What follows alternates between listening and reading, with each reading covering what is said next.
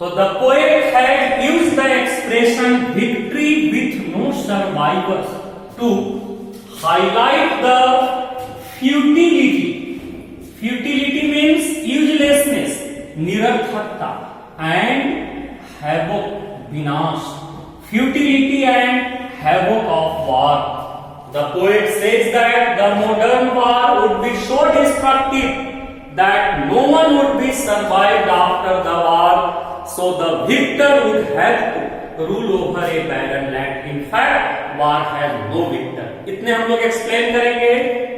कवि कहता है कि would put on clean clothes. अगर वो युद्ध के सौदागर अगर आत्मनिरीक्षण करें, इंट्रोस्पेक्शन करें, तो पुट ऑन क्लीन क्लोथ, साफ कपड़े पहनेंगे, ऐसी बात नहीं कह रहा है. पुट ऑन मतलब पहनना, क्लीन क्लोथ साफ कपड़े.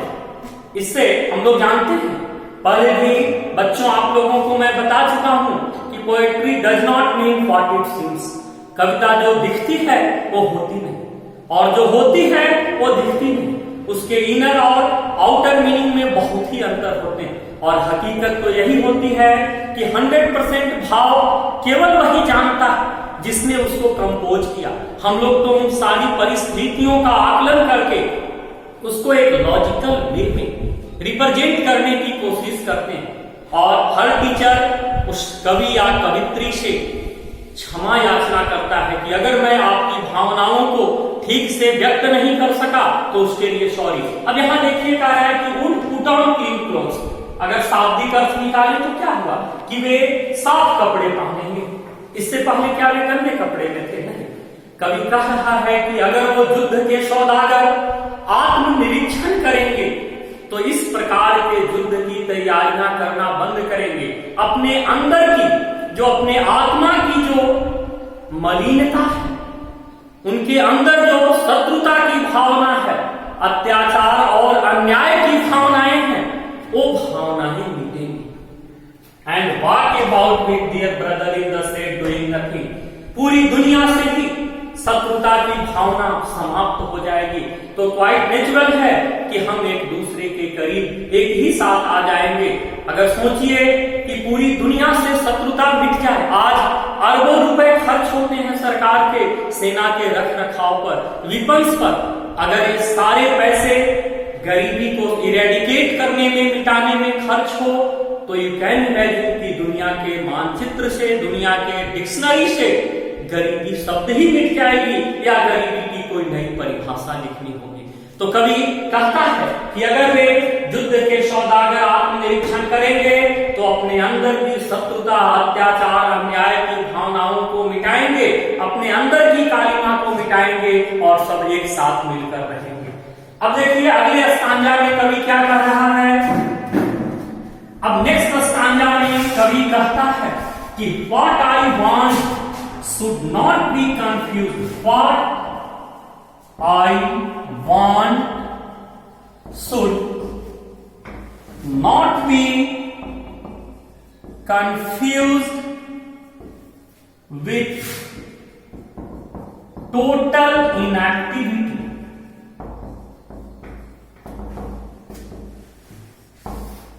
Life is what it is about. Life is what it is about. I want no truck with. Truck with means to compromise, समझौता करना. I want no truck with death. अब पहले इतने line को हम समझें. कवि कह रहा है कि what I want should not be confused with total inactivity. A book का क्वेश्चन नंबर 2 का आंसर भी होगा. ए लाइन को अगर हम एक्सप्लेन करें कि do you think that the poet advocate total inactivity और डेथ. क्या कवि संपूर्ण निष्क्रियता और मौत की वकालत कर रहा है? No.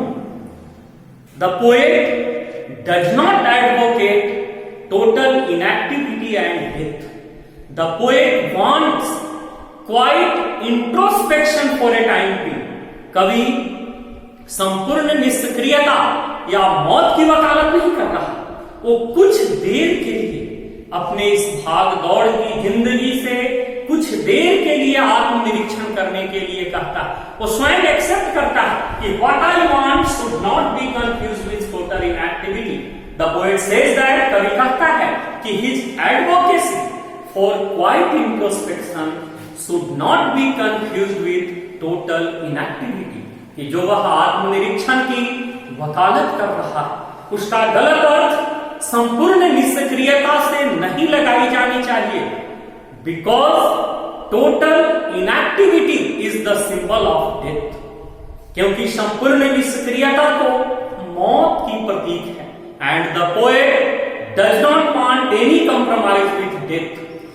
Life is what it is about, the essence of life, जीवन का जो सार तत्व है, that is to do work and to go ahead. जीवन का सार तत्व ही है कर्म करना और आगे की ओर बढ़ते चले जाना। इसलिए जीवन का कंपैरिजन झरना से किया जाता है। झरना की क्वालिटी होती कि वो निरंतर लगातार प्रवाहित होते रहती और झरना हमेशा आगे की ओर बढ़ती, कभी पीछे की ओर नहीं। तो जीवन का यही सार तत्व है कि कर्म करना और आगे की ओर बढ़ते चले जाना। कर्म से बड़ी दुनिया में कोई पूजा नहीं होती। हमारे जितने भी धर्म ग्रंथ हैं, स्क्रिप्चुअल्स हैं, उनानिमसली सर्वसम्मति से इस बात को स्वीकार करते हैं कि वर्क इज वर्शिप। हमारे जो है ईशोपनिषद में भी लिखा हुआ है कि वर्क इज वर्शिप, कर्म से बड़ी दुनिया में कोई पूजा नहीं। अगर मैं कहूं कि मेरे ऊपर 2000 बच्चों के पढ़ाने की जिम्मेवारियां हैं, अगर आपका एग्जाम का समय आ जाए और मैं तीर्थ यात्रा पर निकल जाऊं, तो क्या मेरी वो पूजा कभी सफल हो सकती? कभी नहीं। तो जीवन का सार तत्व है कर्म करना और आगे की ओर बढ़ते चले जाना। तो कभी यहां हमें अकर्मण्य होने की बात नहीं कर रहा, अपने भाग दौड़ की जिंदगी से कुछ देर के लिए रुककर आत्मनिरीक्षण करने के लिए कह रहा है। आगे वो स्पष्ट बोलता है कि I want no truck with death. Truck with means compromise. कभी किस चीज से कोई कंप्रोमाइज नहीं चाहता? तो डेथ से। The poet does not want any compromise with death. अब हम लोग आगे का लाइन देखें यहां से। इफ, यहां पर कभी बात कर रहा है, if we were not so single minded and keeping our lives moving, perhaps a huge silence might interrupt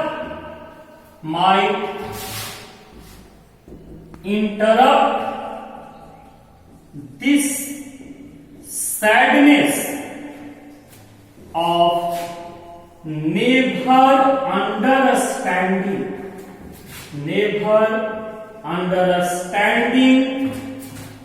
ourselves,